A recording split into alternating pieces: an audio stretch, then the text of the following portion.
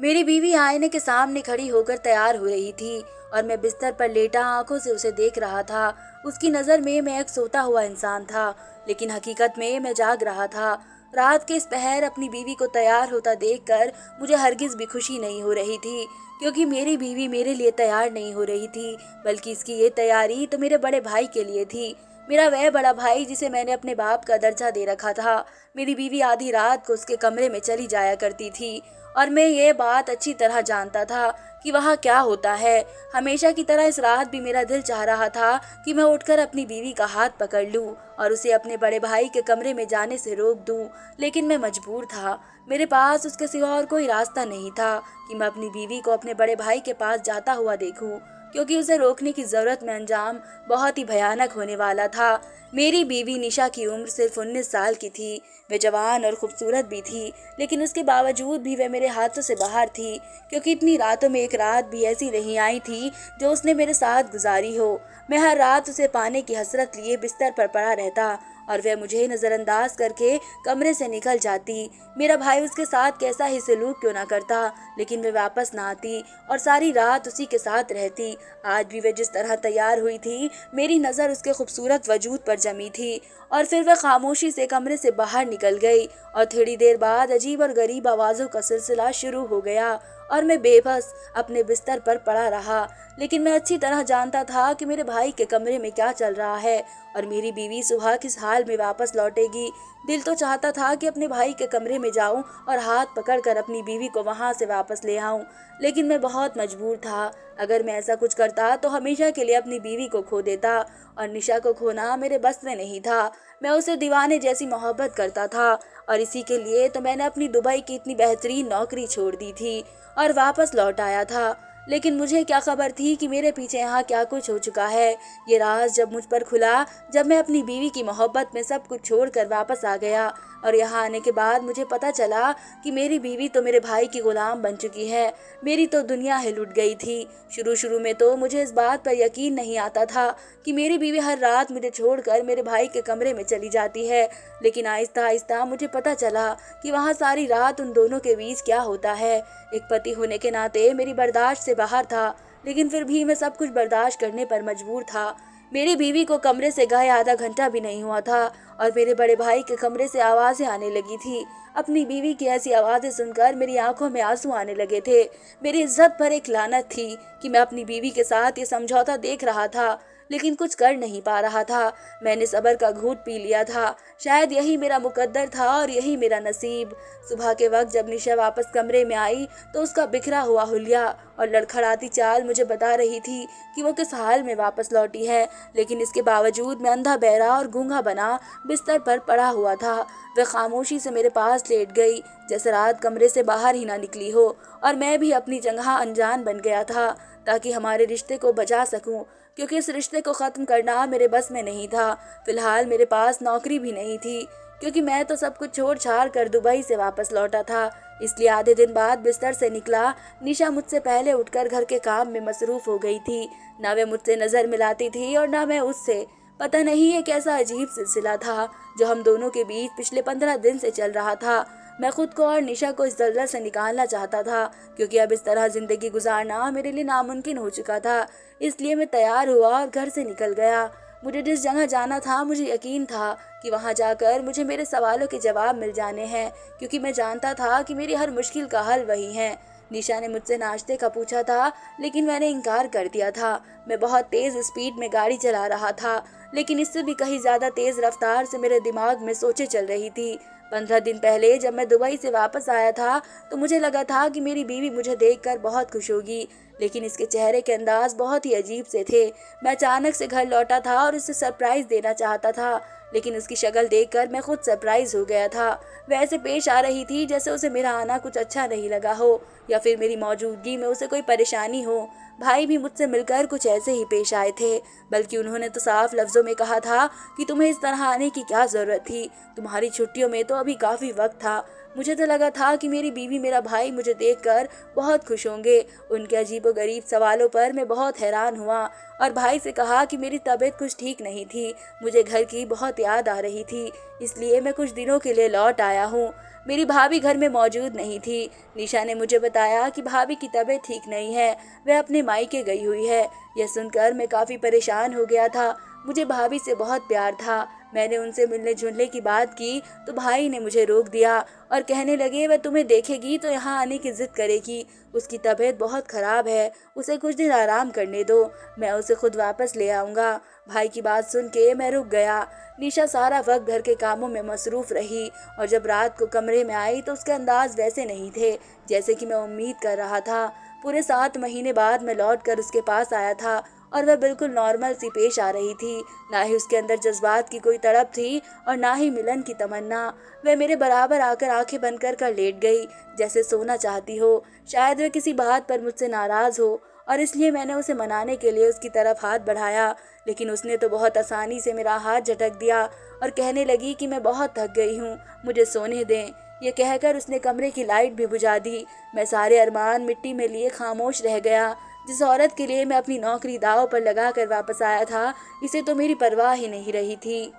जिस अंदाज से उसने मेरा हाथ झटका था, मेरी इज्जत को ठेस पहुंची थी। इसलिए मैंने खुद इसकी तरफ से मुंह फेर लिया और सो गया। लेकिन आधी रात को मुझे ऐसा महसूस हुआ जैसे निशा बिस्तर से निकलकर कहीं बाहर गई हो। कमरे में अटैच ही बाथरूम था, फिर वह बाहर कहाँ गई थी मुझे समझ नहीं आया। और फिर ख्याल आया कि कहीं ऐसा तो नहीं कि वह मुझसे ज़्यादा नाराज़ हो और इसलिए कमरे से निकली हो। मैंने भी तो जानबूझकर कितने दिनों तक उससे दूरी अख्तियार कर रखी थी।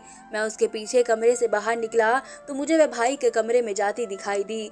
रात के इस वक्त भाई के कमरे में उसका क्या काम था, जबकि भाभी जी घर पे नहीं थी। मुझे अपने भाई और निशा दोनों पर ही भरोसा था, इसलिए मेरे दिल में एक दफा भी उनके खिलाफ कोई बात नहीं थी और मैं भाई के कमरे की तरफ बढ़ गया कि शायद वह किसी काम से वहां गई हो। लेकिन कमरे के दरवाजे पर पहुंचते ही कदम जंजीर से बंध गए हो। कमरे के अंदर से आती आवाज़ों ने मुझे हिला कर रख दिया था। मैं सोच भी नहीं सकता था कि मेरी बीवी मेरे पीछे इतनी घटिया हरकत भी कर सकती है। मैं चाहता तो उसी वक्त कमरे के अंदर दाखिल होकर निशा और अपने भाई को रंगे हाथों पकड़ लेता, लेकिन ऐसा करने से हर रिश्ते का भरम टूट जाता और मैं इस भरी दुनिया में अकेला रह जाता। इसलिए मैंने सब्र से काम लिया था और सोचा था कि मैं निशा के मुंह से सच जान कर रहूंगा कि आखिर उसने मुझे छोड़कर आधी रात को मेरे भाई के कमरे में जाना क्यों ज़रूरी समझा। मैं कमरे में जाकर वापस बैठ गया और फिर काफ़ी देर के बाद जब निशा वापस लौटी तो मुझे जागा देखकर उसके चेहरे का रंग बदल गया। मैंने उससे पूछा कि तुम कहाँ गई थी, तो वह घबरा कर कहने लगी मैं हवा खाने के लिए बाहर लॉन तक गई थी। इसके झूठ ने मेरा शक यकीन में बदल दिया था, क्योंकि मैं जान गया था कि वह मेरी आंखों में धूल झोंक रही है। लेकिन मेरा भाई ऐसा कैसे कर सकता था? वह तो मेरा सगा भाई था जिसे मैंने अपने बाप का दर्जा दे रखा था और मेरा भाई अपनी बीवी से बहुत मोहब्बत करता था। वह कभी अपनी बीवी को धोखा नहीं दे सकता। तो फिर आधी रात को मेरी बीवी और उसके बीच क्या चल रहा था? मेरी भाभी अपने मायके क्यों गई हुई थी, जबकि आज तक कभी मैंने अपनी भाभी को मायके रहते हुए नहीं देखा था। मेरे अंदर एक तूफान पनप गया था और इस तूफान को इसी वक्त थमना था जब सच्चाई पूरी तरह खुलकर मेरे सामने आ जाती। मैं पूरे 7 महीने से यहाँ नहीं था और उन 7 महीनों में मेरे पीछे यहाँ क्या कुछ हुआ था मुझे सब कुछ जानना था। लेकिन उससे पहले मुझे अपनी बीवी को अपने भाई के कमरे में जाने से रोकना था और इसलिए अगली रात मैंने सोने के बजाय जागने का फैसला किया। रात के 2 बज रहे थे और मैं टीवी खोल कर बैठा हुआ था। निशा किसी बिन पानी मछली की तरह बेचैन यहाँ से वहाँ तड़प रही थी और जब कुछ वक्त और गुजरा तो गुस्से में आ गई। कहने लगी कब तक जागेंगे आप, बहुत रात हो गई है, टीवी बंद करें और लाइट भी। जब मैंने कोई जवाब नहीं दिया तो उसने आगे बढ़कर खुद ही टीवी और लाइट बंद कर दी। मजबूरन मैं आंखें बंद करके बिस्तर पर लेट गई। मैं भी बराबर खामोशी से लेट गया। जब कुछ वक्त बाद उसे लगा कि मैं सो गया हूँ तो वह पिछली रात की तरह फिर तैयार होकर कमरे से निकल गई और मेरे दिल में आग जल उठी। इसके जाते ही मैं भी कमरे से बाहर निकला और देखा तो भाई के कमरे में दाखिल हो गई थी और दरवाज़ा अंदर से बंद कर लिया था। मैं फौरन स्टूल रखकर रोशनदान के करीब चढ़ा और झाँक कर अंदर देखा तो अंदर के मंजर ने मेरे होश उड़ा दिए थे।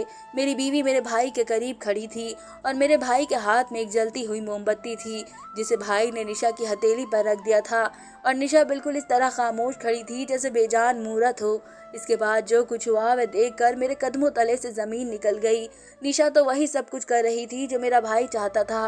निशा की हालत ऐसी थी कि अगर भाई इसे छत पर उल्टा लटकने को कहता तो शायद वह उससे भी इनकार न करती।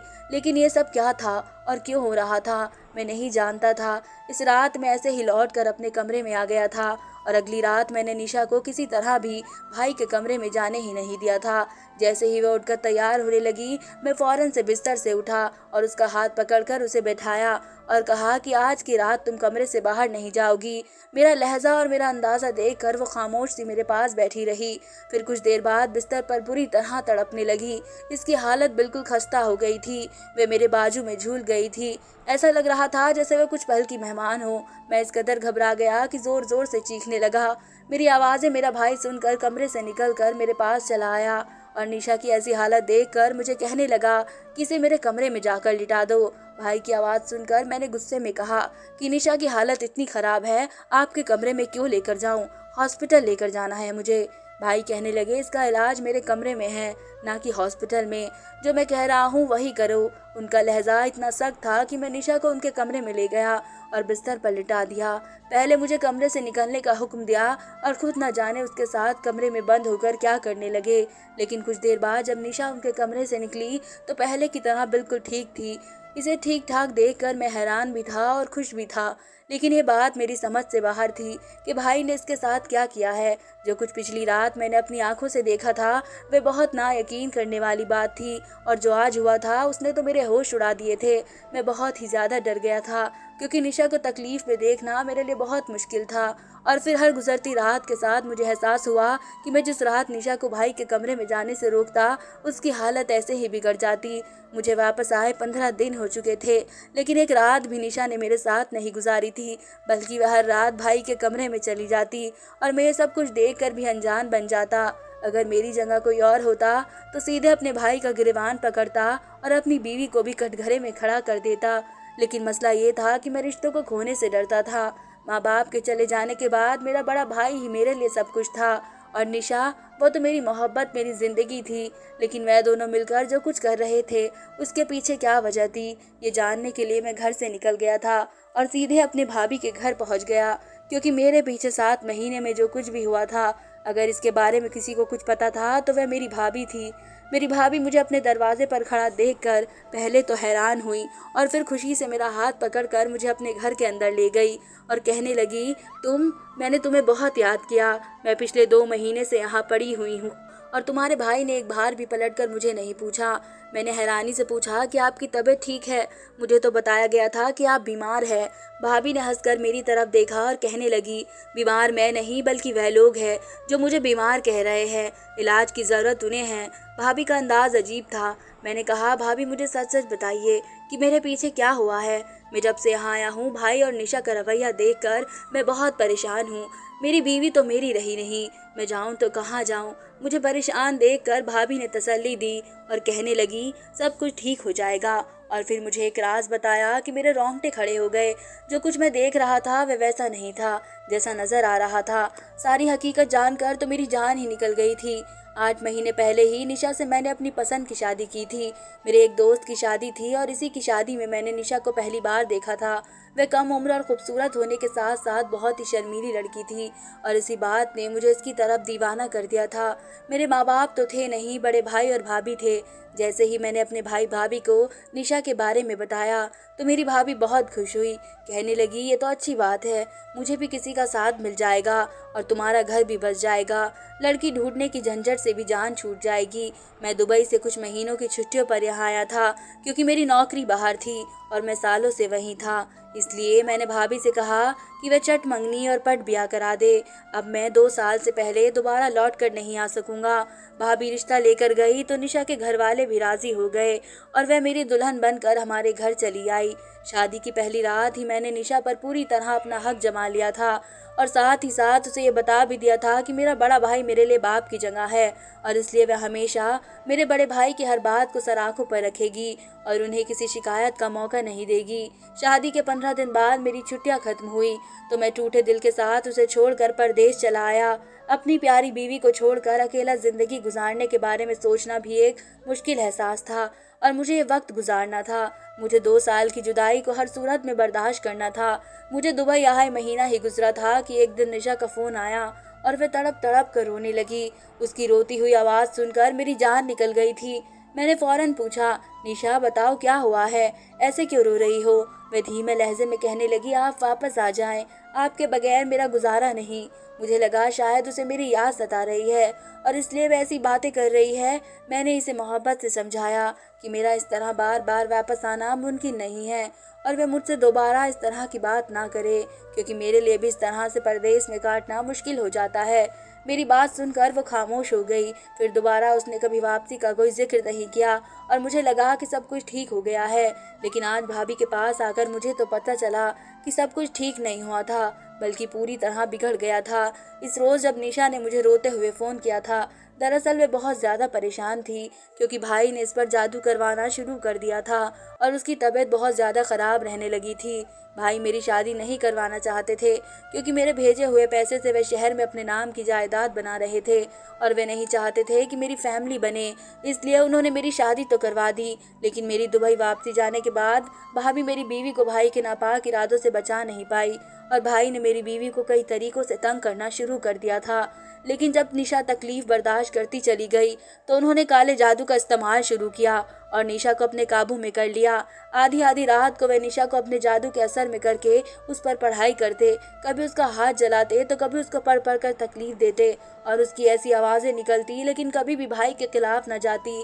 भाई इस पर ऐसा जादू कर रहे थे जिससे वह जिंदगी भर के लिए ना सिर्फ उनकी गुलाम हो जाती बल्कि बेऔलाद भी रहती। भाभी ने भाई को रोकना चाहा तो भाई ने बात नहीं मानी और इसलिए भाभी ने गुस्से में घर छोड़ दिया। भाई दौलत के लालच में इस कदर अंधे हो गए थे कि उन्होंने एक साथ सारे रिश्तों को दांव पर लगा दिया था।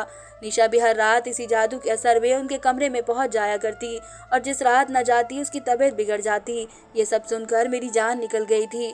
भाभी ने मुझे इस जादूगर का पता बता दिया जिसके साथ मिलकर भाई ये सब कुछ करवा रहा था। भाभी ने कहा, अगर तुम अपने भाई से ज्यादा पैसे दोगे तो ये जादूगर तुम्हारे लिए काम करेगा और सब कुछ ठीक हो जाएगा। मैंने ऐसा ही किया और उस जादूगर को बहुत ज़्यादा पैसे दिए तो उसने न जाने ऐसा क्या किया कि भाई का जादू ही उल्टा पड़ गया। निशा ने तो उनके कमरे में जाना छोड़ दिया था, लेकिन अब हर रात उनके कमरे से उनके चीखने की आवाज़ें आने लगी थी। कुछ दिन ये सिलसिला ऐसे ही चलता रहा और फिर एक दिन भाई ने खुद हमारे कदमों में गिरकर हमसे माफ़ी मांग ली, क्योंकि वे बहुत तकलीफ़ में थे और इस तकलीफ़ से निकलना चाहते थे। मैंने भाई को माफ़ कर दिया था, लेकिन अपने रास्ते उनसे अलग कर दिए थे। मैंने हमेशा के लिए दुबई वाली नौकरी छोड़ दी थी और निशा के साथ एक अलग मकान में शिफ्ट हो गया था। कभी कभी रुपए, पैसे और जायदाद इंसान से उसके रिश्तों को दूर कर देते हैं और मेरे साथ भी ऐसा ही हुआ था। जायदाद की लालच में मेरे भाई ने हर रिश्ते को खो दिया था। ना ही भाभी उनके साथ थी, ना ही मैं और निशा। क्या आप लोगों ने भी आज की दुनिया में ऐसे लालची लोगों को देखा है जिन्हें दौलत के आगे रिश्तों की कोई परवाह नहीं होती? धन्यवाद दोस्तों।